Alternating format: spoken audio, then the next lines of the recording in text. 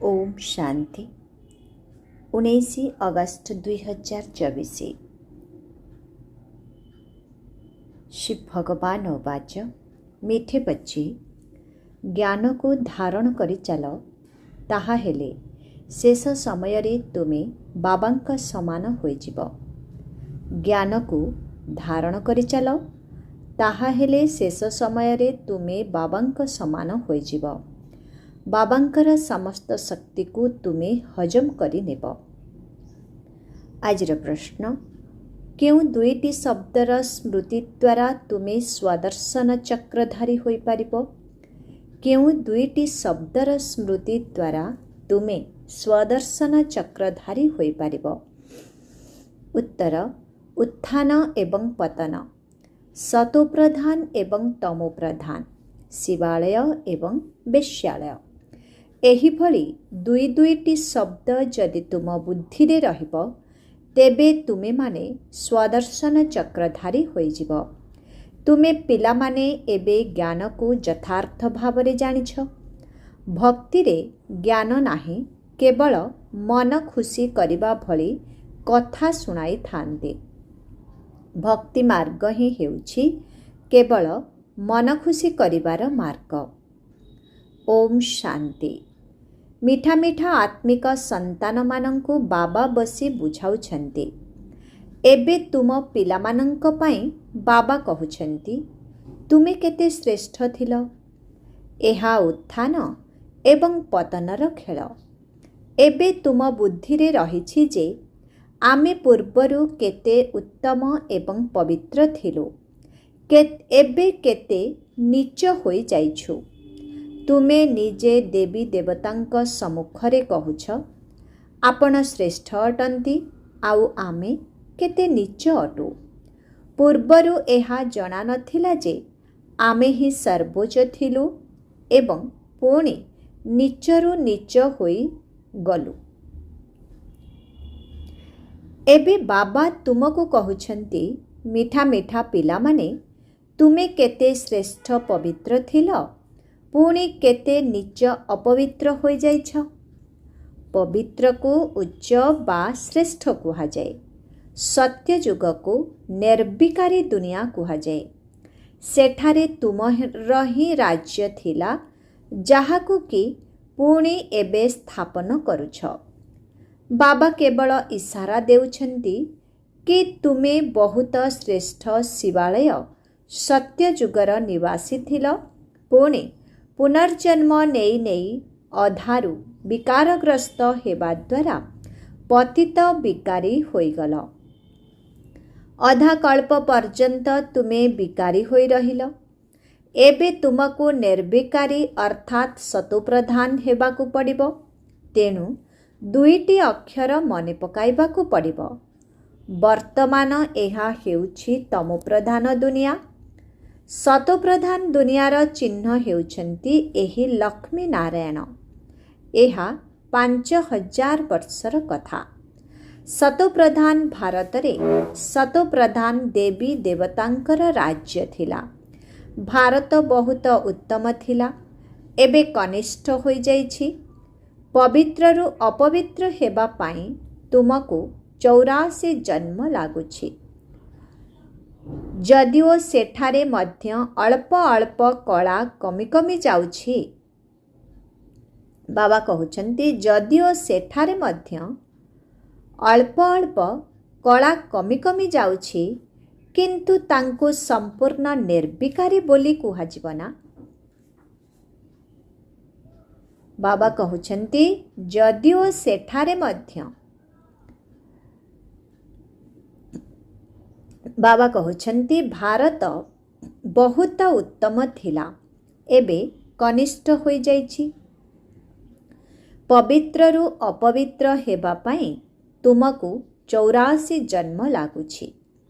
जदिओ सेठारे मध्य अल्प अल्प कला कमी कमी जाउछि, किंतु तांको संपूर्ण निर्विकारी बोली कुहा जीवना।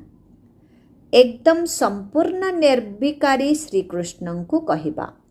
सी गोरा थिले, एबे ଶ୍ୟାମଳ ହୋଇଯାଇଛନ୍ତି। ତୁମେ ଏଠାରେ ବସିଛ, ତେଣୁ ତୁମ ବୁଦ୍ଧିରେ ରହିବା ଦରକାର ଯେ ଆମେ ଶିବାଳୟରେ ବିଶ୍ୱର ମାଲିକ ଥିଲୁ। ସେତେବେଳେ ଅନ୍ୟ କୌଣସି ଧର୍ମ ନଥିଲା, କେବଳ ଆମର ରାଜ୍ୟ ଥିଲା। ପୁଣି ଦୁଇ କଳା କମିଗଲା। ଅଳ୍ପ ଅଳ୍ପ କଳା କମ୍ ହୋଇ ହୋଇ ବାବା କହୁଛନ୍ତି ଅଳ୍ପ ଅଳ୍ପ କଳା କମ୍ ହୋଇ ହୋଇ ତ୍ରେତା ଯୁଗରେ ଦୁଇ କଳା କମ୍ ହୋଇଗଲା। ଅପବିତ୍ର ହୋଇଯାଉଛନ୍ତି, ପୁଣି ଆହୁରି ତଳକୁ ଖସି ଖସି ଛି ଛି ହୋଇଯାଉଛନ୍ତି। ଏହାକୁ ହିଁ ବିକାରୀ ଦୁନିଆ କୁହାଯାଏ।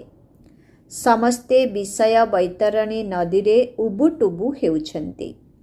ସେଠାରେ ଅର୍ଥାତ୍ ସତ୍ୟଯୁଗରେ କ୍ଷୀରସାଗରରେ ରହୁଥିଲେ। ତୁମେ ଏବେ ସାରା ବିଶ୍ୱର ଇତିହାସ ଭୂଗୋଳକୁ, ନିଜର 84 ଜନ୍ମର କାହାଣୀକୁ ଭଲ ଭାବରେ ବୁଝିଗଲଣି। ଆମେ ଏହି ଲକ୍ଷ୍ମୀ ନାରାୟଣଙ୍କ ରାଜ୍ୟରେ ସମ୍ପୂର୍ଣ୍ଣ ନିର୍ବିକାରୀ ଥିଲେ। ପବିତ୍ର ରାଜତ୍ୱ ଥିଲା, ତେଣୁ ତାକୁ ସମ୍ପୂର୍ଣ୍ଣ ସ୍ୱର୍ଗ କହିବା। ପୁଣି ତ୍ରେତାଯୁଗ ହେଉଛି ସେମି ସ୍ୱର୍ଗ।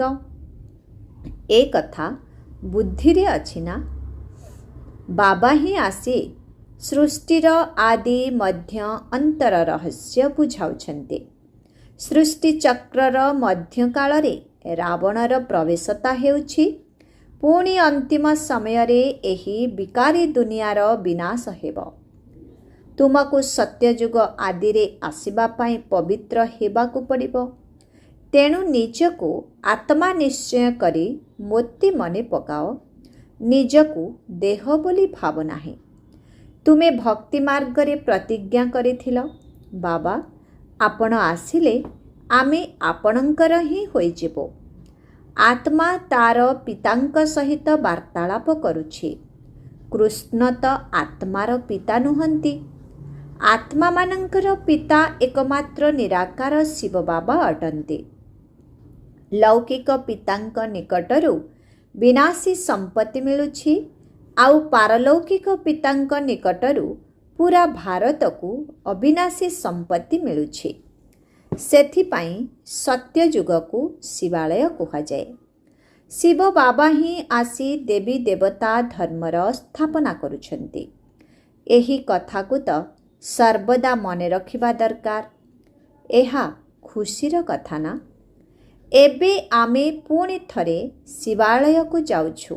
କେହି ମରିଗଲେ କୁହନ୍ତି ସ୍ୱର୍ଗକୁ ଗଲା, କିନ୍ତୁ ଏଭଳି କେହି ଯାଆନ୍ତି ନାହିଁ। ମନକୁ ଖୁସି କରିବା ପାଇଁ ଏସବୁ ଭକ୍ତି ମାର୍ଗରେ କାହାଣୀ ତିଆରି କରିଛନ୍ତି। ପ୍ରକୃତ ସ୍ୱର୍ଗକୁ ତ ଏବେ ତୁମେମାନେ ହିଁ ଯାଉଛ। ସେଠାରେ କୌଣସି ରୋଗ ବେମାରୀ ହୁଏ ନାହିଁ। ତୁମେ ସର୍ବଦା ହର୍ଷିତ ହୋଇ ରହିବ। ବାବା ଏଠାରେ ବସି କେତେ ସହଜ ରୀତିରେ ଛୋଟ ଛୋଟ ପିଲାମାନଙ୍କୁ ବୁଝାଉଛନ୍ତି। ତୁମେ ବାହାରେ କେଉଁଆଡ଼େ ରହିଲେ ମଧ୍ୟ ସ୍ୱର୍ଗରେ ପଦ ପ୍ରାପ୍ତ କରିପାରିବ। ଏଥିରେ ମୁଖ୍ୟ ହେଉଛି ପବିତ୍ରତା ଏବଂ ତା ସହିତ ଖାଦ୍ୟ ପାନୀୟର ମଧ୍ୟ ଶୁଦ୍ଧତା ଆବଶ୍ୟକ। ଦେବତାଙ୍କ ନିକଟରେ କେବେ ସିଗାରେଟ୍, ବିଡ଼ି ଆଦିର ଭୋଗ ଲଗାଯାଏ କି? ଗ୍ରନ୍ଥ ସମ୍ମୁଖରେ କେବେ ଅଣ୍ଡା କିମ୍ବା ବିଡ଼ି ଆଦିର ଭୋଗ ରଖାଯାଏ କି? ଗ୍ରନ୍ଥ ସାହେବଙ୍କୁ ଗୁରୁ ଗୋବିନ୍ଦଙ୍କର ଶରୀର ବୋଲି ଭାବନ୍ତି। ଗ୍ରନ୍ଥକୁ ଏତେ ସମ୍ମାନ ଦିଅନ୍ତି ଯେପରି ଏହା ଗୁରୁଙ୍କର ଶରୀର ଅଟେ। ଶିଖ ଧର୍ମର ଲୋକମାନେ ଏଭଳି ଭାବନ୍ତି, କିନ୍ତୁ ଗୁରୁ ନାନକ ତ ଗ୍ରନ୍ଥ ଲେଖିନଥିଲେ, ସିଏ ତ ଅବତାର ନେଇଥିଲେ। ପ୍ରଥମେ ଶିଖ ଧର୍ମର ବୃଦ୍ଧି ହୋଇ ଚାଲିଲା, ପରେ ଗ୍ରନ୍ଥ ଲେଖିଲେ। ଜଣକ ପରେ ଜଣେ ଶିଖ ଧର୍ମକୁ ଆପଣାଇଲେ। ପ୍ରଥମେ ତ ଗ୍ରନ୍ଥ ମଧ୍ୟ ଏତେ ଛୋଟ ହସ୍ତଲିଖିତ ଥିଲା। ପ୍ରଥମେ ତ ଗ୍ରନ୍ଥ ମଧ୍ୟ ଏତେ ଛୋଟ ହସ୍ତଲିଖିତ ଥିଲା। ମନୁଷ୍ୟ ଗୀତା ପାଇଁ ଭାବନ୍ତି ଏହା କୃଷ୍ଣଙ୍କର ରୂପ ଅଟେ। ଯେପରି ନାନକଙ୍କର ଗ୍ରନ୍ଥ ସେହିପରି କୃଷ୍ଣଙ୍କର ଗୀତାର ମଧ୍ୟ ଗାୟନ ରହିଛି। ସମସ୍ତେ କୃଷ୍ଣ ଭଗବାନ ବାଚ ହିଁ କହୁଛନ୍ତି। ସେଥିପାଇଁ ଏହାକୁ ଅଜ୍ଞାନ କୁହାଯାଏ। ଜ୍ଞାନ ତ ଏକମାତ୍ର ପରମ ପିତା ପରମାତ୍ମାଙ୍କ ନିକଟରେ ଅଛି। ଗୀତା ଦ୍ୱାରା ହିଁ ସଦ୍ଗତି ହୋଇଥାଏ। ସେହି ଜ୍ଞାନ ତ ବାବାଙ୍କ ପାଖରେ ଅଛି। ଜ୍ଞାନ ଦ୍ୱାରା ଦିନ ଏବଂ ଭକ୍ତି ଦ୍ୱାରା ରାତି ହେଉଛି। ଏବେ ବାବା କହୁଛନ୍ତି ଆତ୍ମାକୁ ପବିତ୍ର କରିବାର ଅଛି। ସେଥିପାଇଁ ପରିଶ୍ରମ କରିବାକୁ ପଡ଼ିବ। ମାୟାର ତୋଫାନ ଏଭଳି ଶକ୍ତିଶାଳୀ ରୂପରେ ଆସୁଛି ଯାହାଦ୍ୱାରା ବୁଦ୍ଧିରୁ ଜ୍ଞାନ ଏକଦମ ହଜିଯାଉଛି। କାହାକୁ ବି ଶୁଣାଇ ପାରିବେ ନାହିଁ। ପ୍ରଥମତଃ କାମବିକାର ହିଁ ବହୁତ ହଇରାଣ କରିଥାଏ। ଏହାକୁ ଜିତିବାକୁ ହିଁ ସମୟ ଲାଗିଥାଏ। ଏହା ହେଉଛି ଗୋଟିଏ ସେକେଣ୍ଡରେ ଜୀବନ ମୁକ୍ତି ପ୍ରାପ୍ତ କରିବାର କଥା। ସନ୍ତାନ ଜନ୍ମ ହେଲା, ଆଉ ସମ୍ପତ୍ତିର ମାଲିକ ହେଲା। ତୁମେ ହିଁ ଚିହ୍ନି ପାରିଲ ଯେ ଶିବ ବାବା ଆସିଛନ୍ତି ଏବଂ ତୁମେ ତାଙ୍କ ସମ୍ପତ୍ତିର ମାଲିକ ହୋଇଗଲ। ଗୀତା ମଧ୍ୟ ଶିବ ବାବା ହିଁ ଗାୟନ କରିଛନ୍ତି। ସିଏ ହିଁ କହିଛନ୍ତି କେବଳ ମୋତେ ମନେ ପକାଅ, ମୁଁ ଏହି ବ୍ରହ୍ମାଙ୍କ ସାଧାରଣ ଶରୀରରେ ଆସୁଛି। କୃଷ୍ଣ ତ ସାଧାରଣ ନୁହନ୍ତି। ସିଏ ଜନ୍ମ ନେଲା ବେଳେ ତ ଯେପରି ବିଜୁଳି ଚମକି ଯାଇଥାଏ, ବହୁତ ପ୍ରଭାବ ପଡ଼ିଥାଏ। ସେଥିପାଇଁ ତ ଏପର୍ଯ୍ୟନ୍ତ ଶ୍ରୀକୃଷ୍ଣଙ୍କର ଗାୟନ କରୁଛନ୍ତି। ବାକି ଶାସ୍ତ୍ର ଆଦି ସବୁ ଭକ୍ତି ମାର୍ଗର ସାମଗ୍ରୀ। ଇଂରାଜୀରେ ଏହାକୁ ଫିଲୋସଫି କୁହାଯାଏ। ଆଧ୍ୟାତ୍ମିକ ଜ୍ଞାନ ତ ଆଧ୍ୟାତ୍ମିକ ପିତା ହିଁ ଦେଇପାରିବେ। ନିଜେ କହୁଛନ୍ତି ମୁଁ ତୁମ ଆତ୍ମାର ପିତା, ଜ୍ଞାନର ସାଗର। ତୁମେମାନେ ମଧ୍ୟ ତାଙ୍କଠାରୁ ଶିଖୁଛ, ଜ୍ଞାନକୁ ଧାରଣ କରୁଛ। ପୁଣି ସର୍ବଶେଷରେ ବାବାଙ୍କ ଭଳି ହୋଇଯିବ। ସବୁକିଛି ଧାରଣା ଉପରେ ନିର୍ଭର କରେ। ପୁନଃ ସେହି ଶକ୍ତି ବାବାଙ୍କୁ ମନେ ପକାଇବା ଦ୍ୱାରା ଆସିବ। ଯୋଗକୁ ଧାର ଅର୍ଥାତ୍ ଶସ୍ତ୍ରର ତୀକ୍ଷ୍ଣତା କୁହାଯାଏ। ଖଣ୍ଡାଗୁଡ଼ିକରେ ମଧ୍ୟ ଫରକ ରହିଥାଏ ନା। ଗୋଟିଏ ଗୋଟିଏ ଖଣ୍ଡା 100 ଟଙ୍କାର ହୋଇଥାଏ ତ ଆଉ ଗୋଟିଏ 3-4 ହଜାର ଟଙ୍କାର ହୋଇଥାଏ। ବାବା ତ ଅନୁଭବୀ ଅଟନ୍ତି ନା। ଖଣ୍ଡାର ମଧ୍ୟ ବହୁତ ସମ୍ମାନ ରହିଥାଏ। ଗୁରୁ ଗୋବିନ୍ଦ ସିଂଙ୍କର ଖଣ୍ଡାର କେତେ ସମ୍ମାନ ରହିଛି। ତେବେ ତୁମମାନଙ୍କର ଯୋଗର ବଳ ଥିବା ଦରକାର ଏବଂ ଜ୍ଞାନର ଖଣ୍ଡାରେ ଯୋଗରୂପୀ ଧାର ଥିବା ଦରକାର। ଧାର ଅର୍ଥାତ୍ ଯୋଗବଳ ଥିଲେ ହିଁ ଜଲ୍ଦି ବୁଝିପାରିବେ। ଡ୍ରାମା ଅନୁସାରେ ତୁମେମାନେ ପରିଶ୍ରମ କରିଚାଲିଛ। ତେଣୁ ବାବାଙ୍କୁ ଯେତେ ମନେ ପକାଇବ ସେତେ ପାପ କଟି ଚାଲିବ। ପତିତ ପାବନ ବାବା ହିଁ ଏହି ଯୁକ୍ତି ବତାଉଛନ୍ତି। ପୁଣି କଳ୍ପ ପରେ ଏହିଭଳି ଆସି ତୁମକୁ ଜ୍ଞାନ ଦେବେ। ୟାଙ୍କୁ ଅର୍ଥାତ୍ ବ୍ରହ୍ମାଙ୍କୁ ମଧ୍ୟ ସବୁ ତ୍ୟାଗ କରାଇ ନିଜର ରଥ ରୂପେ ସ୍ୱୀକାର କରିବେ। ତୁମମାନଙ୍କୁ ପ୍ରାରମ୍ଭରୁ କେତେ ଆକର୍ଷଣ ହେଲା, କିପରି ସମସ୍ତେ ସବୁକିଛି ଛାଡ଼ି ପଳାଇ ଆସିଲେ। ବାବା ଆକର୍ଷକ ଅଟନ୍ତି ନା। ଏବେ ତୁମକୁ ଏଭଳି ସମ୍ପୂର୍ଣ୍ଣ ହେବାକୁ ପଡ଼ିବ। ତାହା ମଧ୍ୟ କ୍ରମାନୁସାରେ ହିଁ ହେବ। ଏହି ରାଜଧାନୀ ଏବେ ସ୍ଥାପନ ହେଉଛି। ତୁମେମାନେ ସତ୍ୟଯୁଗରୁ ଆରମ୍ଭ କରି କଳିଯୁଗର ଅନ୍ତ ପର୍ଯ୍ୟନ୍ତ ସୃଷ୍ଟିଚକ୍ରକୁ ତ ଭଲ ଭାବରେ ବୁଝିଗଲଣି। ଏବେ ଏହା ହେଉଛି ସଙ୍ଗମ ଯୁଗ। ଏବେ ବାବାଙ୍କୁ ମଧ୍ୟ ପବିତ୍ର କରିବା ପାଇଁ ନିଶ୍ଚିତ ଆସିବାକୁ ପଡ଼ିବ। ପବିତ୍ରତାର ଅର୍ଥ ହେଉଛି ସତୋପ୍ରଧାନ। ପୁଣି ଧୀରେ ଧୀରେ ଖାଦ ମିଶିଗଲା। ଏବେ ସେହି ଖାଦ କିପରି ବାହାରିବ? ଆତ୍ମା ଶୁଦ୍ଧ ଅର୍ଥାତ୍ ପବିତ୍ର ହେଲେ ଶରୀର ମଧ୍ୟ ଶୁଦ୍ଧ ଅର୍ଥାତ୍ ପବିତ୍ର ହୋଇଥାଏ। ଆତ୍ମା ଅଶୁଦ୍ଧ ଅର୍ଥାତ୍ କଳା ପତିତ ହେଲେ ଶରୀର ମଧ୍ୟ ସେହିଭଳି ହୋଇଥାଏ। ଜ୍ଞାନ ମିଳିବା ପୂର୍ବରୁ ଏହି ବ୍ରହ୍ମା ମଧ୍ୟ ପୂଜା ପାଠ କରୁଥିଲେ। ଲକ୍ଷ୍ମୀ ନାରାୟଣଙ୍କର ଅଏଲ୍ ପେଣ୍ଟର ଚିତ୍ର ସବୁବେଳେ ବାବାଙ୍କ ଗଦି ପାଖରେ ରହୁଥିଲା। ତାଙ୍କୁ ହିଁ ବହୁତ ସ୍ନେହର ସହିତ ମନେ ପକାଉଥିଲେ, ଆଉ କାହାକୁ ମନେ ପକାଉନଥିଲେ। ଯଦି ମନ ବାହ୍ୟମୁଖୀ ହେଉଥିଲା ତେବେ ନିଜକୁ ନିଜେ ଚାପୁଡ଼ା ମାରୁଥିଲେ। ମନ କାହିଁକି ଦୌଡ଼ୁଛି, ଦର୍ଶନ କାହିଁକି ମିଳୁନାହିଁ, ଏପରି ଚିନ୍ତନ କରୁଥିଲେ, କାରଣ ଭକ୍ତି କରୁଥିଲେ ନା। ପୁଣି ବିଷ୍ଣୁଙ୍କ ସାକ୍ଷାତକାର ହେବା ଦ୍ୱାରା ସିଏ କ'ଣ ନାରାୟଣ ହୋଇଗଲେ କି?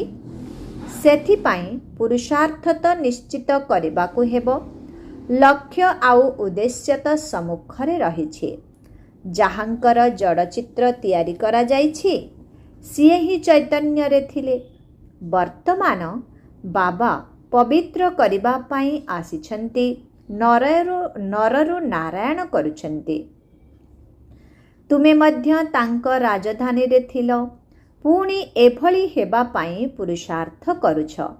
ତେଣୁ ଭଲ ଭାବରେ ତାଙ୍କୁ ଅନୁସରଣ କରିବା ଉଚିତ। ବ୍ରହ୍ମାଙ୍କୁ ତ ଦେବତା କୁହାଯାଏ ନାହିଁ, ବିଷ୍ଣୁ ଦେବତା କହିବା ଠିକ୍।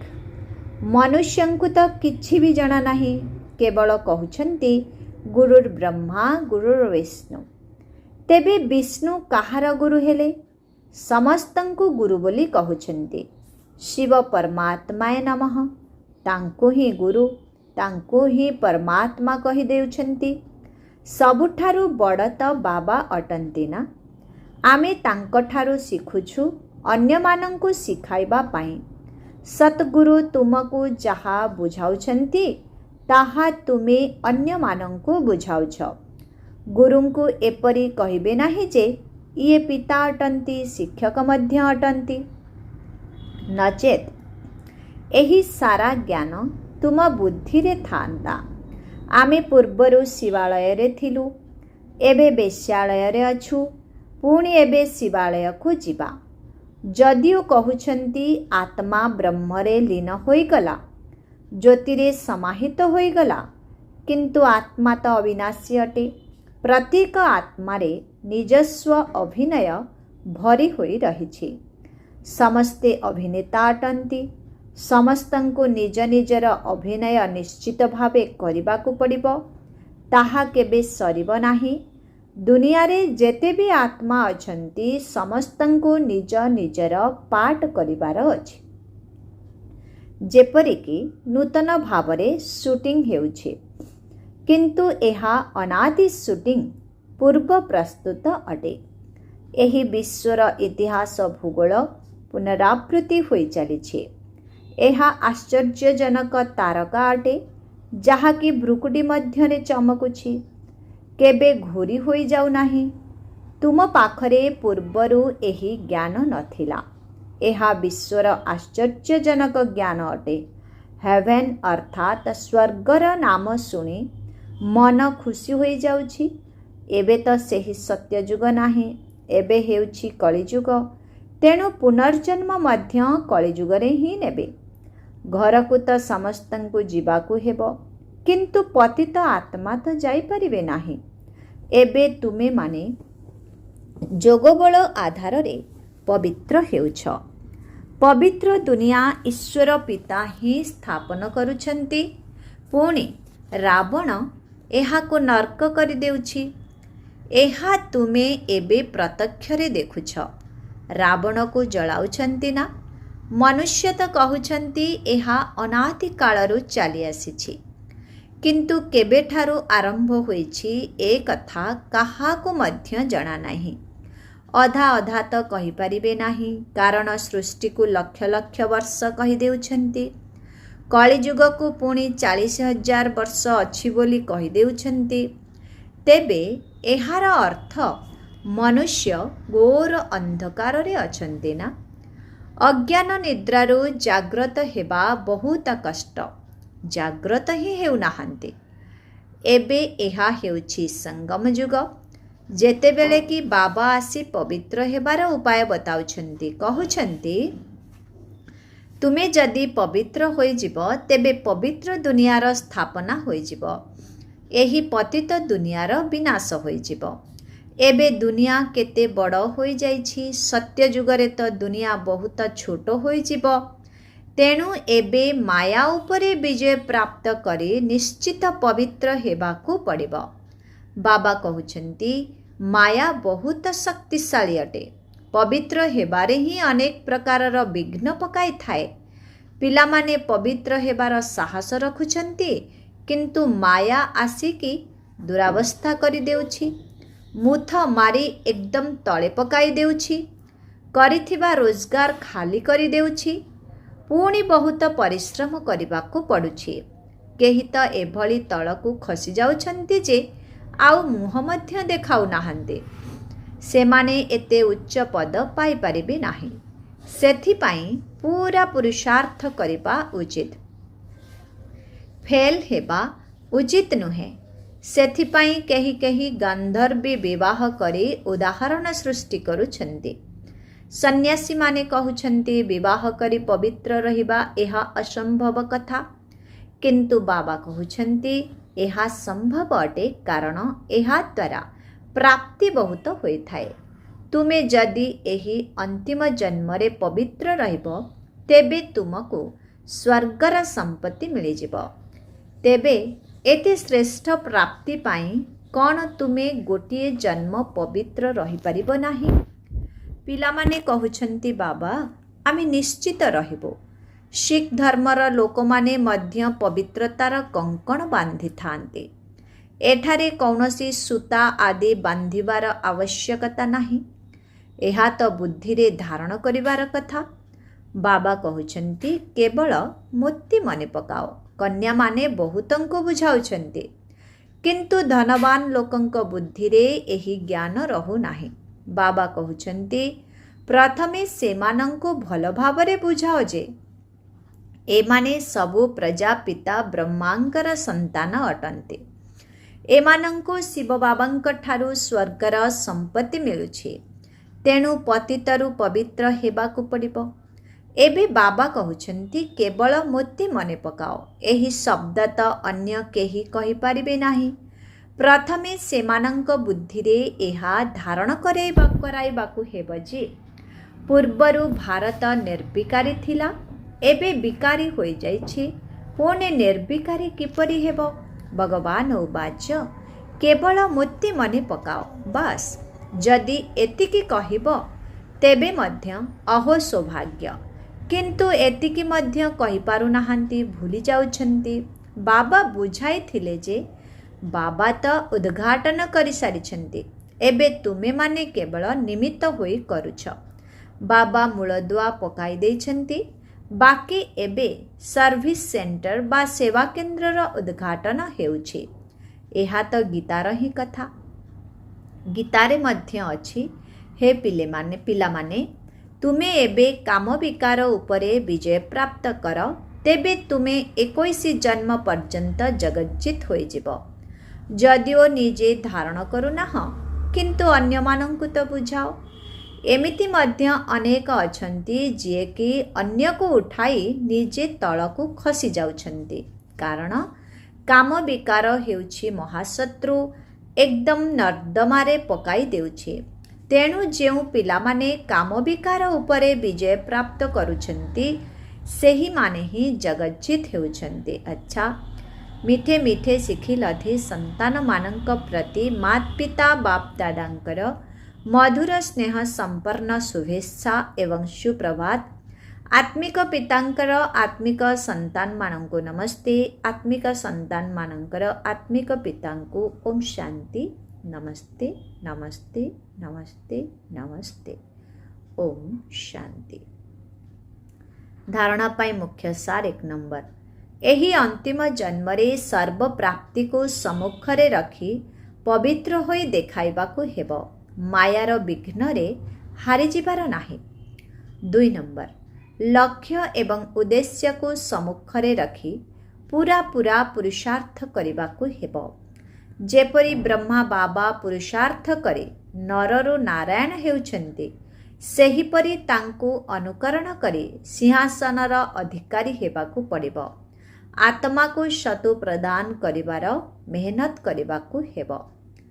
आजिर वरदान। अधिकारी होई समस्या गुड़िको खेल खेल रे अतिक्रम करुथिबा ହିରୋ ପାର୍ଟଧାରୀ ଭବ। ବିସ୍ତାର ପରିସ୍ଥିତି ଚାହେ କିପରି ବି ହୋଇଥାଉ ନା କାହିଁକି, କେତେ ବି ସମସ୍ୟା ଥାଉ ନା କାହିଁକି, କିନ୍ତୁ ତୁମେ ସମସ୍ୟାର ଅଧୀନ ହୁଅ ନାହିଁ, ବରଂ ଅଧିକାରୀ ହୋଇ ସମସ୍ୟାଗୁଡ଼ିକୁ ଏଭଳି ଅତିକ୍ରମ କରିନିଅ ଯେପରି ଖେଳ ଖେଳରେ ଅତିକ୍ରମ କରୁଛ। ବାହାରେ ପଛକେ କାନ୍ଦିବାର ପାର୍ଟ ପଡ଼ିଥାଉ, କିନ୍ତୁ ମନ ଭିତରେ ରହୁ ଯେ ଏସବୁ ଖେଳ ଅଟେ, ଯାହାକୁ କୁହାଯାଉଛି ଡ୍ରାମା, ଏବଂ ଆମେମାନେ ଏହି ଡ୍ରାମାର ହିରୋ ପାର୍ଟଧାରୀ ଅଟୁ। ତେବେ ହିରୋ ପାର୍ଟଧାରୀ ଅର୍ଥାତ୍ ଯିଏ ନିଜର ପାର୍ଟକୁ ସଠିକ୍ ରୂପରେ କରିପାରେ। ସେଥିପାଇଁ କଡ଼ା ସମସ୍ୟାକୁ ମଧ୍ୟ ଖେଳ ମନେକରି ହାଲକା କରିଦିଅ, ଯାହାକି କୌଣସି ବୋଝ ଭଳି ଅନୁଭବ ନ ହେଉ। ଆଜିର ସ୍ଲୋଗାନ, ଯଦି ସର୍ବଦା ଜ୍ଞାନର ସ୍ମରଣ କରୁଥିବ, ତେବେ ସର୍ବଦା ହର୍ଷିତ ରହିବ ଏବଂ ମାୟାର ଆକର୍ଷଣ ଠାରୁ ସୁରକ୍ଷିତ ମଧ୍ୟ ରହିବ। ଓମ୍ ଶାନ୍ତି।